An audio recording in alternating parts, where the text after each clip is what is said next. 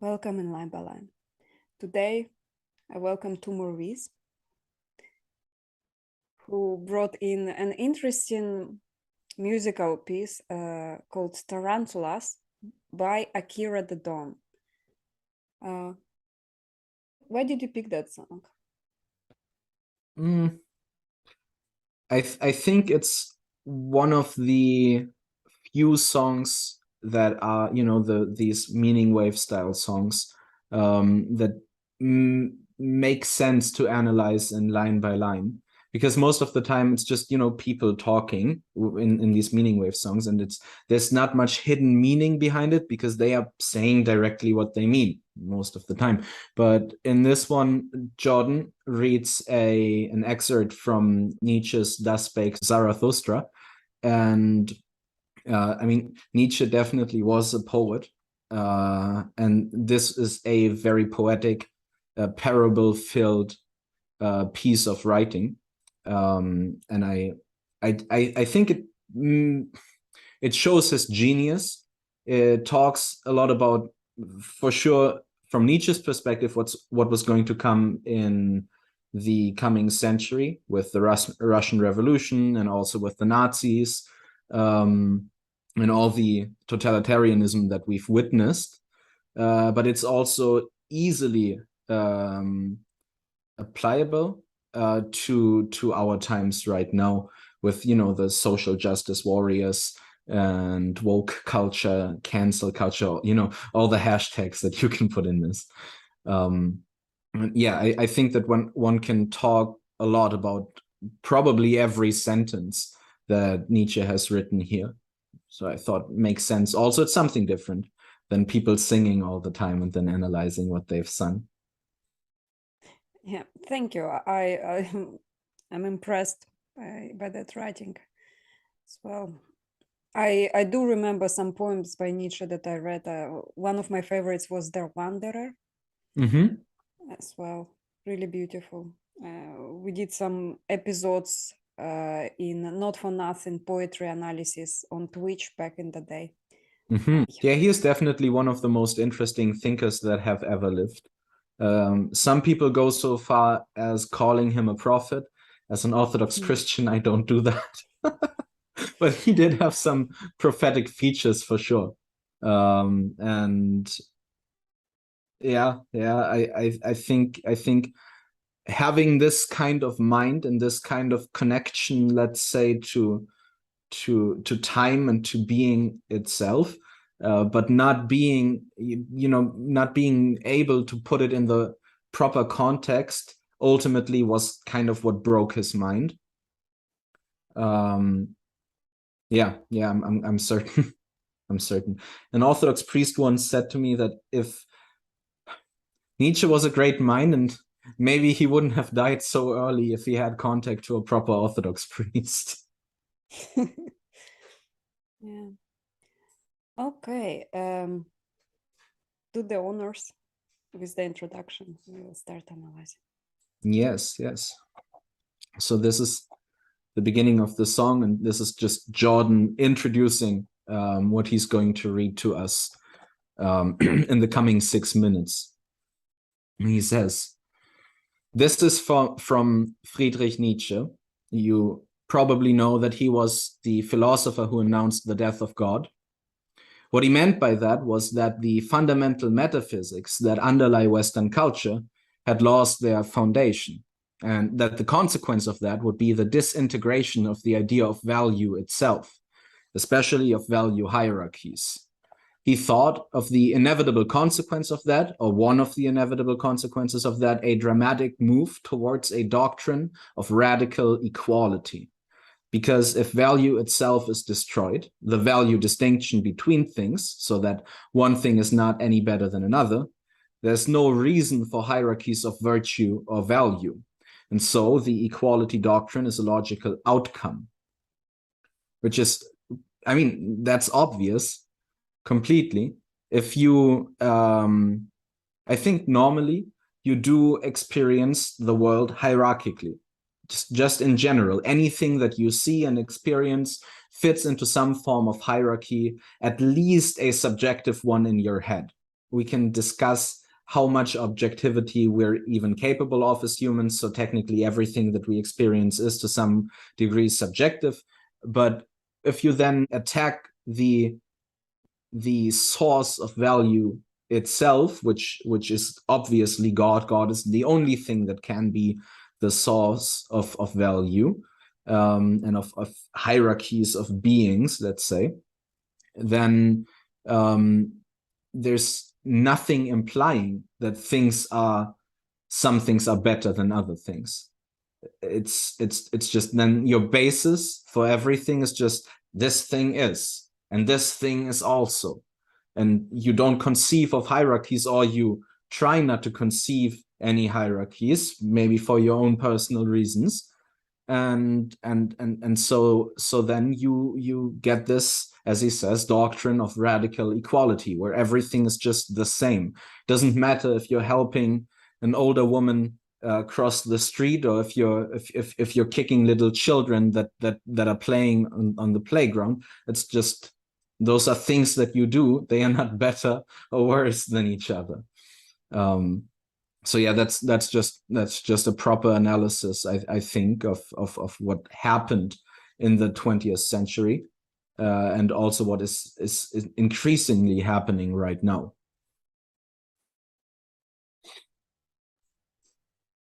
I thought he meant also the priority with which we choose what to do next as well.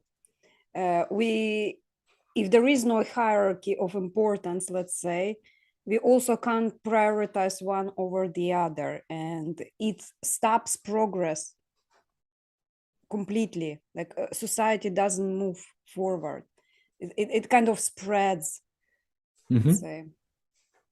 Yeah, for sure. I mean, that's the first bit, let's say, is the postmodern angle, where you have a postmodern idea where just things on you don't have these hierarchies anymore. But the postmodernists, if they know that consciously or subconsciously, doesn't really matter at this point, but they know that what you just said is the case. You couldn't even decide to take your next breath if you wouldn't prioritize life over death, let's say. And so I think they knew about this one way or the other. And that's, I think, when the fundamentally Marxist idea comes in, where Jordan derives this postmodern neo-Marxist thing from, is that, okay, well, we don't have these hierarchies anymore, but we have to have some form of framework to put the world into. And so what they choose is power. The Marxists do that, like the old school Marxists do that, when they say the only thing that exists is the class struggle, between the bourgeoisie and the proletariat. That is basically, they are saying the only real thing that exists is power, and there are these two types of people that are struggling for power. And so the postmodernists that we had in the 70s and the postmodernists that we have now, they are not really postmodernists solely, because you can't be a full-fledged postmodernist. It's impossible. And so they took Marxism in there, which the philosophers in the 70s were flirting with a lot, and were trying to hold up, even though that was kind of impossible after word came out about what Stalin was doing over there in Russia, for example. Now he comes to the actual part of Also sprach Zarathustra, and here is the excerpt that Jordan reads in the mix. Yes. So here's what he wrote about that. Behold, this is the whole of the tarantula. Do you want to see the tarantula itself? Here hangs its web. Touch it so that it trembles. There it comes willingly. Welcome, tarantula. Your triangle and symbol sits black on your back. And I also know what sits in your soul. Revenge sits in your soul. Wherever you bite, black scabs grow. Your poison makes the soul whirl with revenge.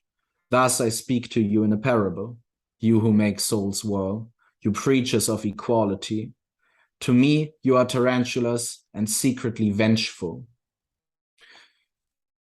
Maybe stop there. It's a very powerful introduction. That's interesting visual analogy. Yeah, the way that they play word games nowadays. And also back in Soviet Russia, for example, there were there were webs. And if you touched the web, if you said the wrong thing, immediately they knew and they were coming for you in one way or the other, either the KGB or the social justice warriors, even though the intensity might be a little different. But yeah, that's the pattern is the same, I would say. It's a very fitting analogy. People were spying on each other somehow. Yes, yeah. And it's also interesting because the tarantula spins its web to know when its prey is there. And I think that what motivates people nowadays, and also back then in general, who have this kind of mindset as the tarantulas in this text, they have this, they want to find their prey, they want to pile on people, and they want to exert their power over them. So that's why they play their word games, and that's why they make it impossible to say anything anymore nowadays without anyone getting, you know, offended or angry about it or whatever. It's because I think half of it is virtue signaling. Like it's not really believed deep in the soul. It's just it's popular.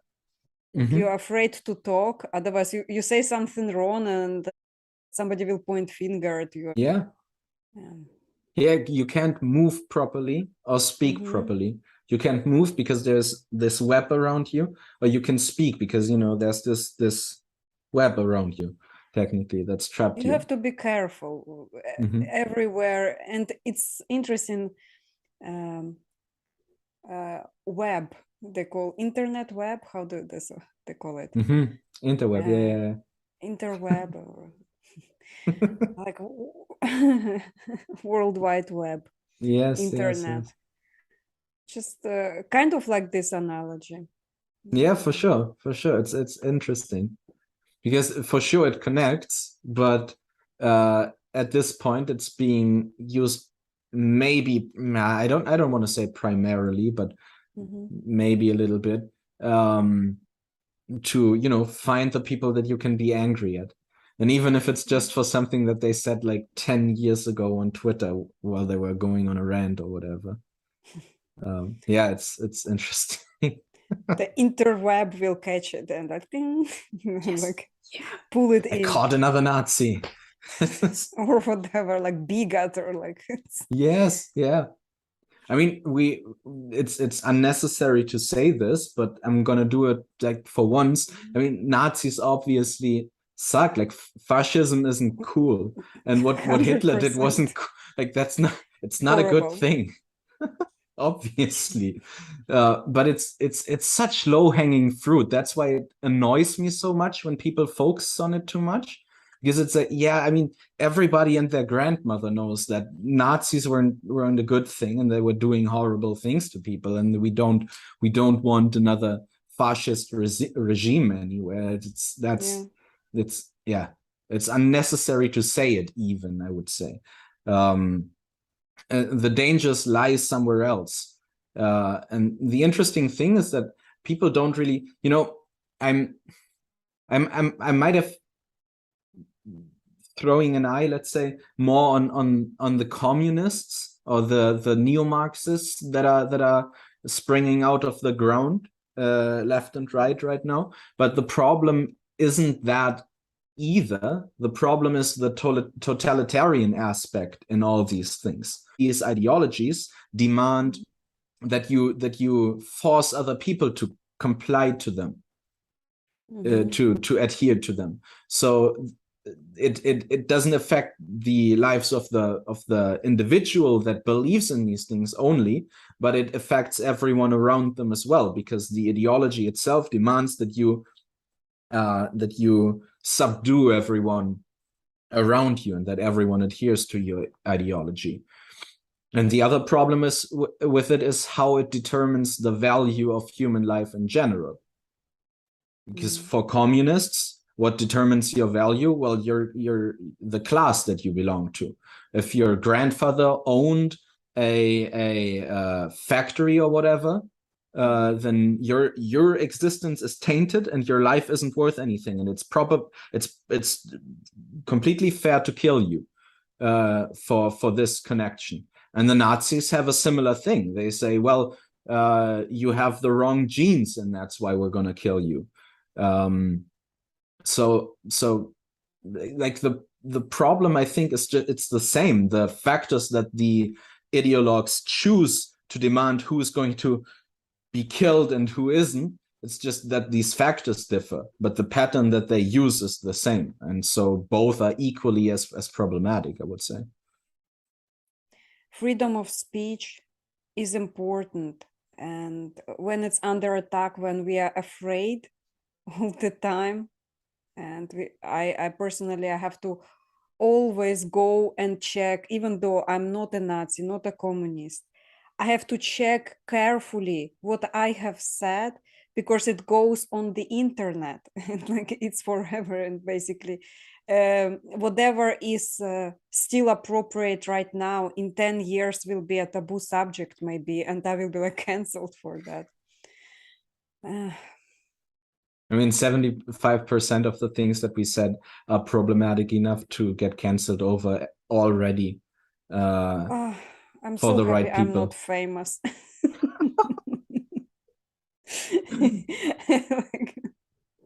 I assume it brings its own problems, for sure.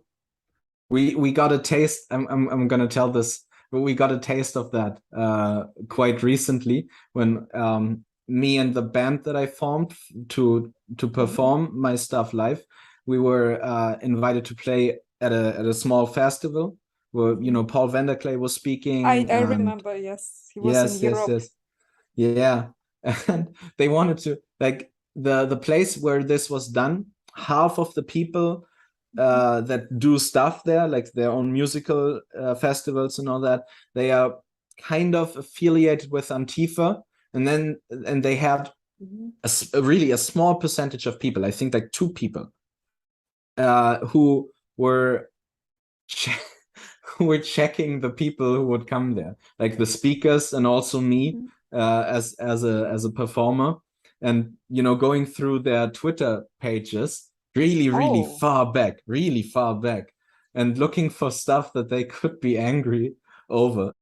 And that just came from 2 people. That most of the people there were really cool. I talked to them, but two of those who belong to this group just weren't happy about it. And and I'm definitely not a celebrity. but this stuff starts already at that point. But I took it as a compliment, to be honest. I thought this was funny, because if people are trying to cancel people that I like and look up to for stuff they have said, and they do something similar to me, then that kind of shows me that I might be on the right path. Maybe not with everything that I said, but in general. People grow, they change views, and it feels like something said when you were 18 might haunt you. And I know there is a rebel stage for people where they question society. It's kind of normal developmental stage. There is a big problem with fear right now. People legitimately scared to say something wrong, which kind of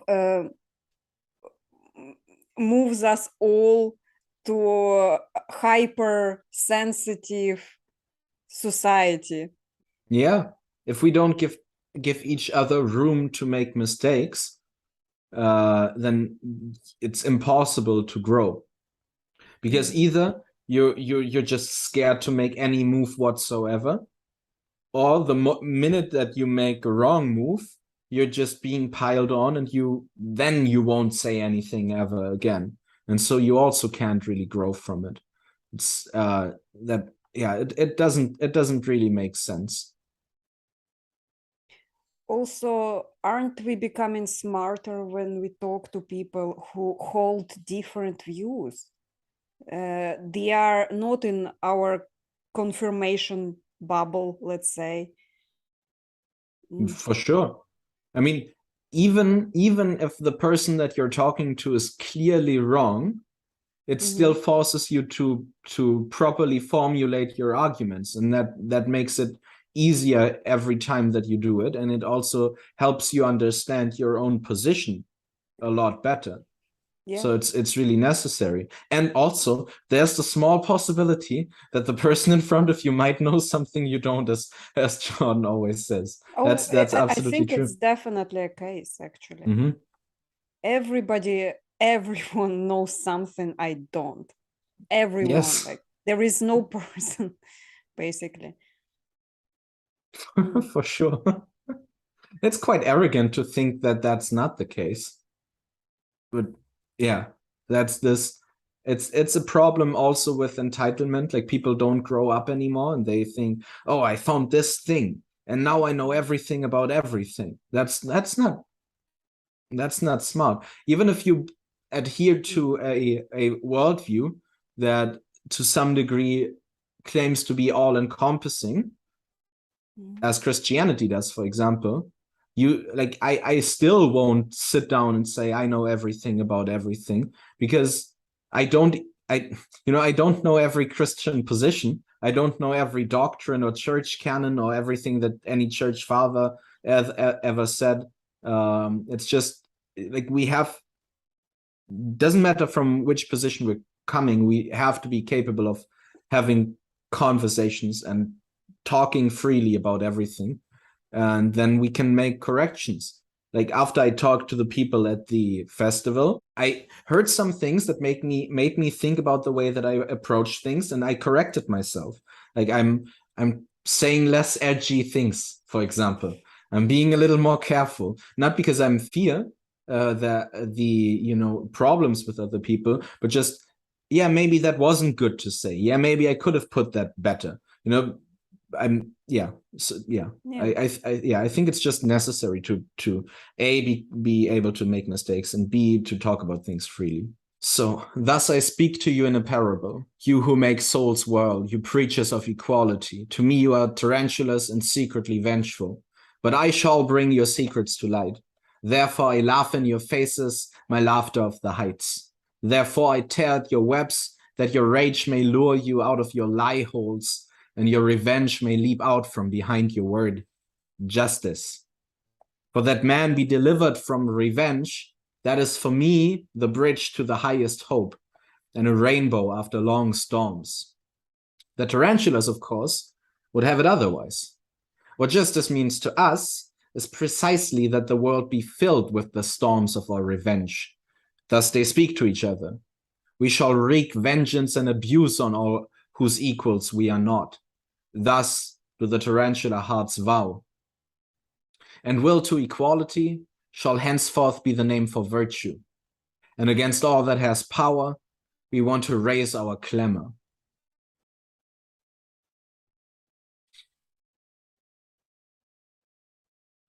So, I mean, we touched on that briefly in the beginning. What motivates people is, on the one hand, virtue signaling, that they can put themselves on a pedestal. And on the other hand, it's hate for what is above them, I would say. It's, and they want to take vengeance for something or someone being better than them, which is something that they don't say. If the postmodernists or whoever would stand there and say, I don't like that you are doing things better, or that you're just in general a better human being, let's say, than I am, and that's why I want to bring you down. I don't think that too many people would follow them. You have to take this hateful idea and then make it into something that's driven by, let's say, by empathy or by love, which is also what communism does, obviously, because it says, oh no, we want to share and we're all brothers and sisters and no one is above anyone. But that isn't the motivation of the people who were behind the revolution and the Red Terror. These people weren't, you know, full of empathy and love for their fellow human beings. They were full of envy and bitterness and let's say vengefulness. That's what they did with the farmers.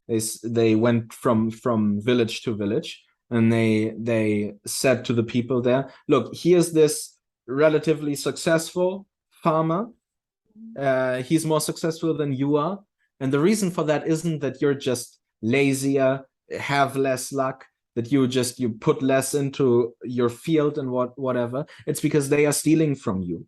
Everything that they have more than you, that's stolen from you. And we're here now to set this right. We're going to take our revenge on these people. And that's what they did. They stripped everything from them and they killed them, or they shipped them off to Siberia, where they then died of the cold, or of typhoid, or of hunger, something that Nietzsche foresaw, let's say, in what he's writing here.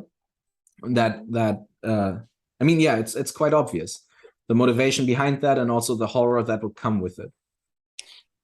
It's like tool for controlling the masses. You get rid of people who are industrious, like farmers. You take away their stuff, you give to the larger, poorer population, so you receive loyalty back. So you get rid of the stronger people and you receive more, let's say, weaker people to serve you as a tool to control. I don't know. Yeah, makes sense. Okay, yeah, we can continue. The other thing that he says in this bit, which I really like, and which is something that fuels my own theory about Nietzsche, is, for that man be delivered from revenge, that is for me the bridge to the highest hope and a rainbow after long storms. This also shows that Nietzsche, just by any stretch of the imagination, is not a nihilist, and he doesn't believe in moral relativism and any of these things, because Nietzsche obviously has his own hierarchy of values in his head. That's why he can still describe something as the highest hope and and a rainbow after long storms. It's you know, he says there is something to be achieved in the struggle that we as human beings engage in, and that denies the non-existence of value, let's say, which people like to attribute to him. So I'm gonna say this right now, and maybe we're gonna touch on it a little later again. Who knows? Because I think that Nietzsche's whole thing was that he knew that values existed, or let's say that he had this burning hope somewhere deep inside of him that values exist and that God exists. But Nietzsche also saw that, at least in the West, our understanding of God and of all these things had been so overgrown, let's say, and cluttered by misunderstandings and by dishonesty, that he said the only thing, okay, so I can't see right now if truth exists or if beauty exists. I can't see it objectively right now. But I think that if truth exists, then I cannot destroy it. So I'm going to burn everything down. And if truth doesn't exist, then it doesn't matter if I burned everything down. But if it exists, then this fire is only going to remove everything that is not true and that is not beautiful. And so I think that was his idea. I think that was his aim. His aim wasn't that we're just gonna strive against each other forever in this fight for the values that we create ourselves. His idea was that through the struggle, true value and true truth would come out again. But he never said that. And I think, as far as I know, and he also couldn't say it, because if he did say that, then this false truth that we hold in the West and that we hold in our hearts would have something left to grasp for. You know, if you just think everything has to be burned down, then you're ready to burn everything down. But if you think that everything has to be burned down except for the truth, then you're going to hold to your own truth, your own understanding, and not be capable of letting go of that last bit. And so I think that's what Nietzsche did with his whole writing. I couldn't prove that. I just, that's the feeling that I get when I read Nietzsche. I don't think that he was, I think that he had a burning hope in him, that God exists and that love exists, or that beauty exists, or that truth exists. Well, we are projecting here anyway, so it's fine. For sure. The truth is there somewhere. I think he criticized religion being used as a tool of power to control people. I do believe that he was kind of deep inside spiritual. I do believe that. And of course, he had his values. Everyone has their values. It's impossible to be without values. Just like his were a little bit different than, let's say, average values in there, the majority back in the day. So he was questioning the values of the majority because it was his thought process somehow. Yeah, I think so. I think so too. Another thing that he criticized was that, especially Christianity, this, you know, he called it, I think, slave morality, that Christianity is an example of, is a way of the weak people to justify or to make their weakness sound like nobility or something. Yes, like virtue. And in the way that he criticized it, it was something bad. Like, people did that. People were being arrogant. You know, if we are called to be meek, we are called to, you know, not to let people even kill us for Christ, for example. And that is something virtuous. But you can do all these things in two different ways. You can either do it out of deep love for Christ and self-denial, or you can do it in a way that you say, I'm so good because I'm so bad, let's say. I'm so good because I don't do this bad thing or this bad thing or whatever. And so that's a dishonest humility, let's say. And that's I think what Nietzsche was criticizing, and he was criticizing it rightly so. Even from a Christian perspective, that's not what we're supposed to do. If you're being arrogant while pretending to be humble or doing the things that humble people, then you're not humble, you're missing the point. Some priest once said, if in Great Lent, you know, when you're fasting for 6 weeks, if you become proud of the fact that you haven't eaten meat yet, the whole fast, then you should run to the meat market and get a good steak and then eat some meat, because it's, you know, like this pride is far more dangerous than breaking your fast. You preachers of equality, the tyrannomania of impotence clamors thus out of you for equality. Your most secret ambition is to be tyrants, thus shroud themselves in words of virtue. Aggrieved conceit, repressed envy, Perhaps the conceit and envy of your fathers erupt from you as a flame and as the frenzy of revenge. What was silent in the father speaks in the son, and I often found the son the unveiled secret of the father. They're like enthusiasts, but it's not the heart that fires them, but revenge. And when they become elegant and cold, it's not the spirit, but envy that makes them elegant and cold. Their jealousy leads them even on the paths of thinkers. And this is a sign of their jealousy. They always go too far, till their weariness must in the end lie down to sleep in the snow. Yeah, that's strong. For sure. Envy and revenge. Mm-hmm. I like the line, what was silent in the father speaks in the son. Mm. So you kind of get your values from the father. Yes. Yes, and also your hate, let's say. You know, maybe your father was a peasant, and he was unhappy with the way that, you know, he was being managed by his landlord.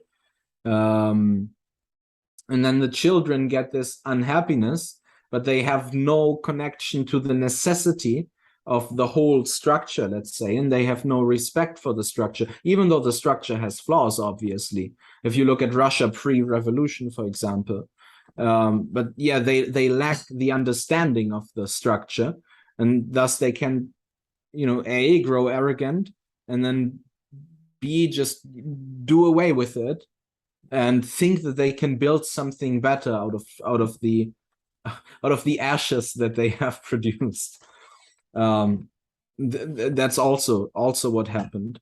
And so maybe the father was just, you know, murmuring in his beard, like, the Lord is again so mean to me, and I have to give this to him and this to him. But the children are just outright hateful. It also shows the responsibilities that fathers should keep in mind when they speak and what do they give to their sons, because they will shape the society and they will carry the hatred and the rage. Yeah, true. I mean, I don't have kids, so I can't speak on that directly, but I think in general, it's very easy to forget the impact that we have on the people around us, and especially then children. Because children don't get the whole thought process when you utter something. They just get the words that you say, and they make a great impact.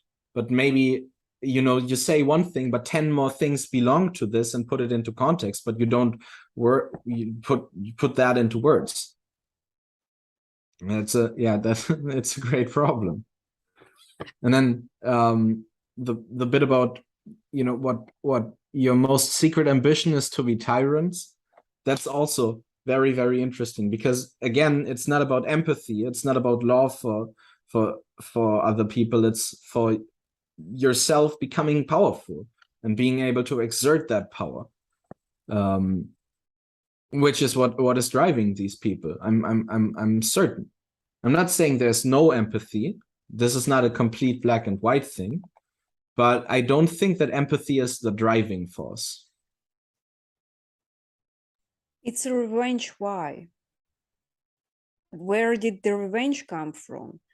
And people felt powerless, and so now they take revenge and they fight to get the power back. So that's Yes. what he first seen. Yes.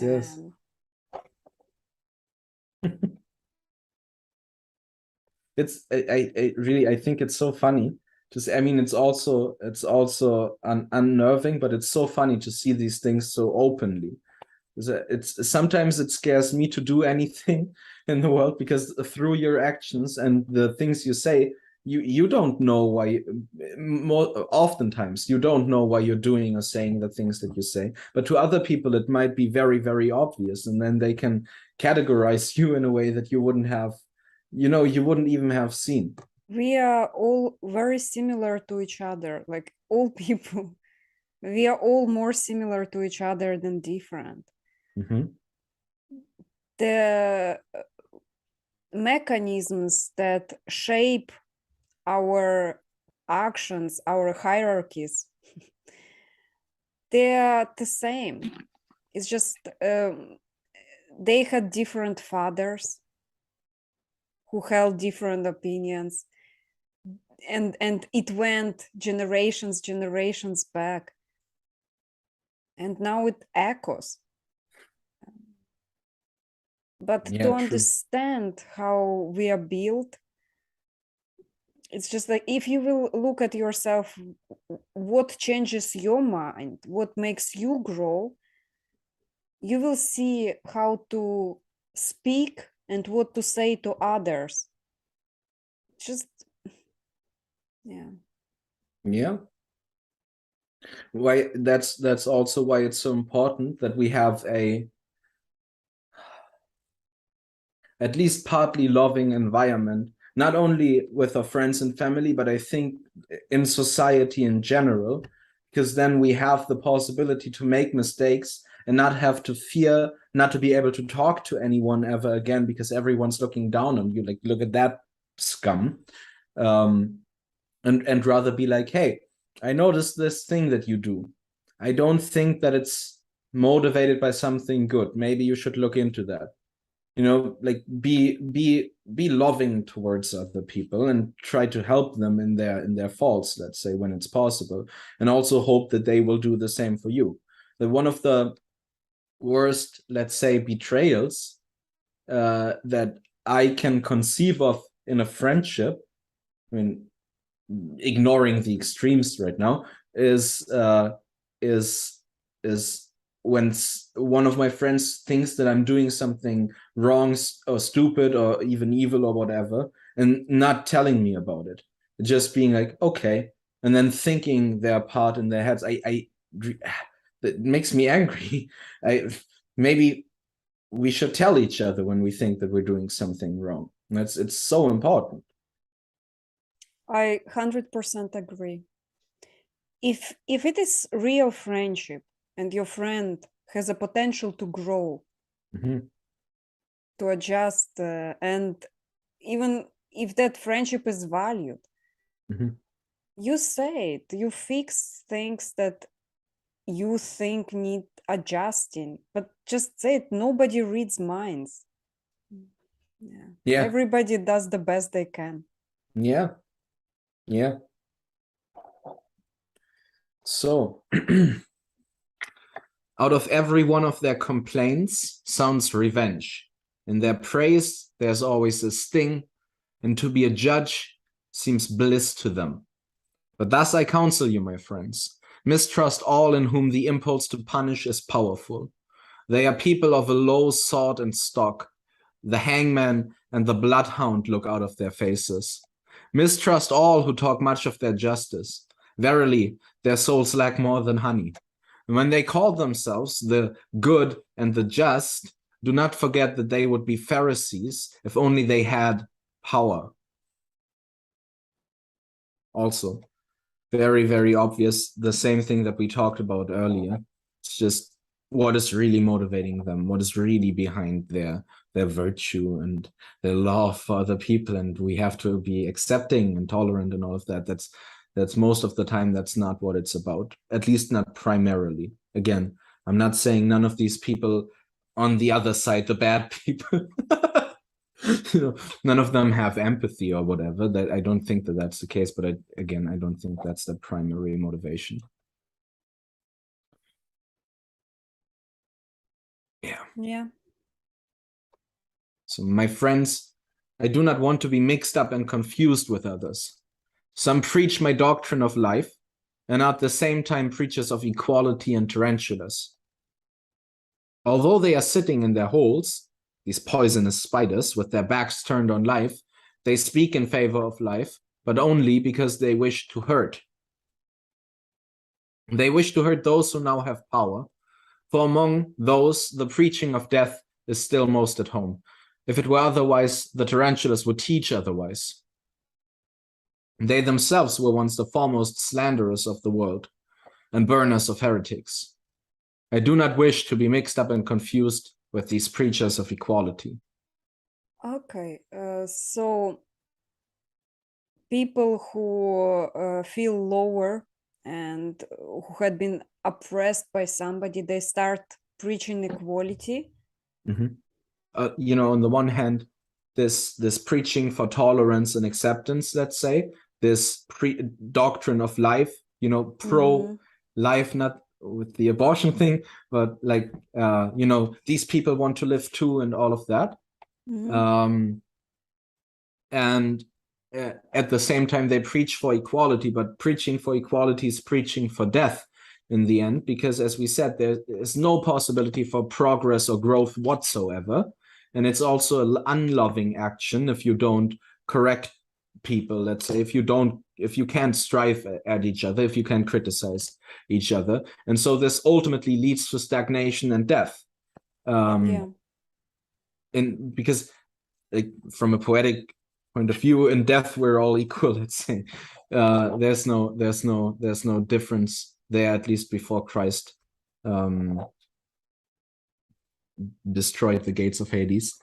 But you know, these people are being these things are being mixed here by some people, by the tarantulas that Nietzsche talks about, and by the social justice warriors that we have now, by the communists back then. It's the same pattern. Of course, there are differences. I talk about this with friends of mine from time to time. Of course, there are differences in, you know, the different strands of Marxism, for example, or, you know, the liberal ideas nowadays and the Marxist ideas from 150 years ago or whatever. But these differences don't really matter, because the general pattern and the core that they all spring from, is the same rotten core, and it has the same basic beliefs, and then there's just different flavors, let's say. And that's the way that I see it. So you know, for example, Stalin wouldn't have accepted gays or transgender people or whatever. Stalin shot these people. Stalin wouldn't have accepted drug addicts. Stalin shot these people. But the basis for the ideology that Stalin proposed, that Lenin proposed, that Trotsky proposed, and that our people now are proposing is the same basis. It's categorizing people into different groups, and then valuing these people depending on the group that they belong to. That's what they are doing, and they have there's no end to that, to the lows that you can reach, because you don't have a general idea of, you know, life is sacred, for example, and only God may take life and all of these things. It's just, it's only the fight for power, and in this fight for power, everything is justified, be it proletariat versus bourgeoisie or any of the other groups that are fighting against each other. You know, It's same like with the Nazis and the Jews, for example. enforcing equality by removing everybody who stands out. This way. So you want to have the nation of high moral values, and everybody should be equal, but then in order to achieve that, you will kill people who do not belong or hold to the same standards. Yeah, and or whatever, gays or something, drug addicts. So that's how you enforce equality. Yeah. It's the same thing over again. It's just that the groups that are being held sacred or being seen as evil or whatever, these groups change. So motivation isn't making the society better, but hatred for anybody who is different. Which is so ironic, because what we saw in the left in the last 50 years at least was this, you know, you have to be different and you have to accept different people and all that, you know, with for example, I don't know, except those on the right. Right. That's the thing, like you're doing exactly the same thing that the people that you criticize were doing. So Yeah, Mhm. it's no better. It's like this. What do they say? It's okay when we do it. You know. You know. Yeah. It's yeah. Noam Chomsky, not someone that I particularly look up to, but said something really, really good about freedom of speech, which Akira and I made a song about that, by the way, Shout out at one Akira, point. by the way. Yeah. Definitely check him out. He's a great musician. And we made a song about freedom of speech with Noam Chomsky, where he says that Goebbels was in favor of freedom of speech for views he liked. Stalin also, Hitler also. It's just you're not for freedom of speech if it's only for those views that you like.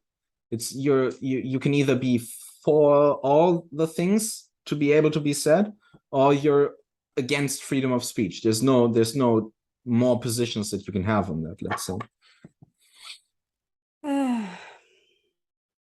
It's like people call it against spreading misinformation. That's why they remove people who do not give the information that is aligned with general worldview. Mm-hmm. Yeah, we've seen a lot of that in the last 3 years, for sure. Yeah. Well, historically, those movements will always bring a backlash. Yeah. It never develops only one direction. It's always a wave somehow. Yeah, it's like a pendulum that swings. And if you pull it too far to the one side, it's going to swing to the other side at one point. Yeah. There should always be silver lining. Everything that is too far will tumble down and like hit you in the butt. Yeah. Yes. Yeah. Yeah, for sure. Okay, that was absolutely amazing analysis. Thank you so much. 2mørVs, is there anything new that stood out from our today's conversation?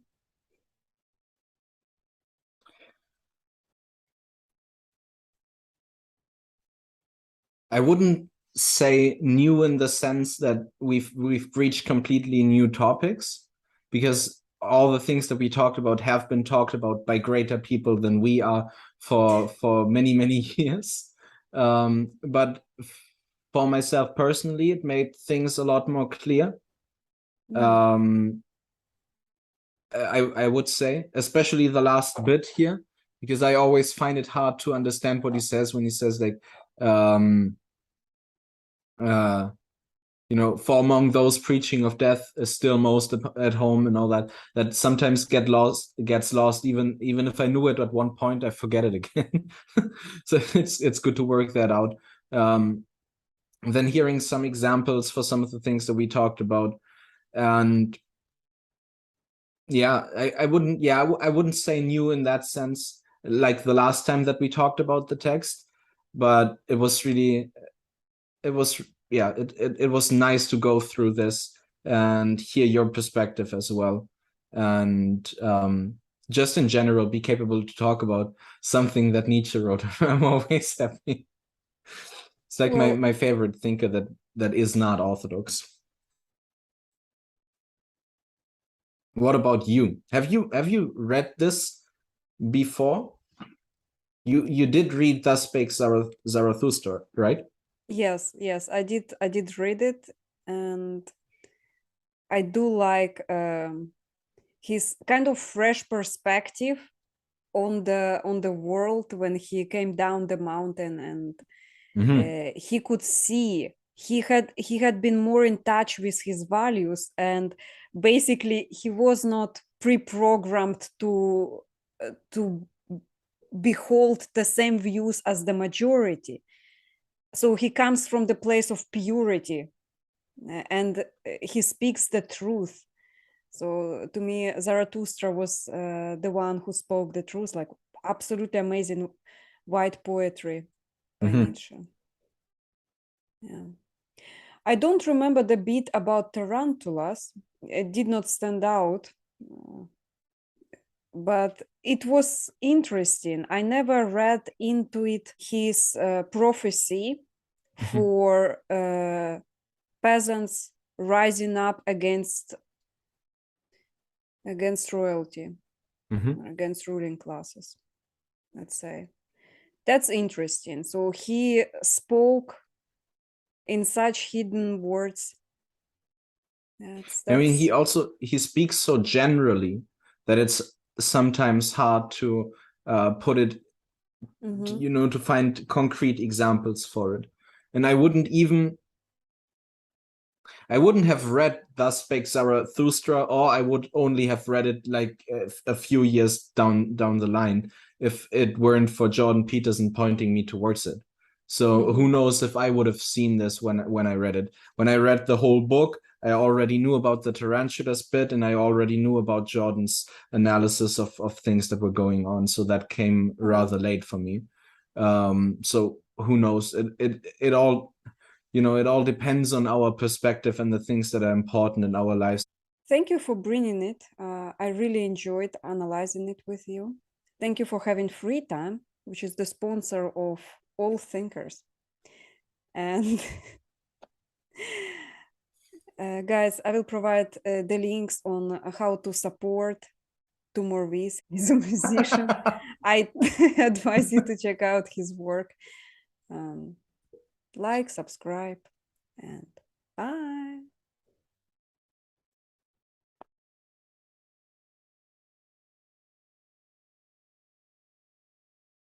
For the sake of freedom of speech.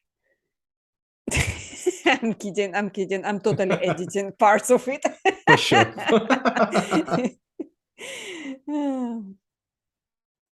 No, that's fair. It's not to censor. It's just to be, yeah, delicate. Yeah. Hashtag freedom of speech.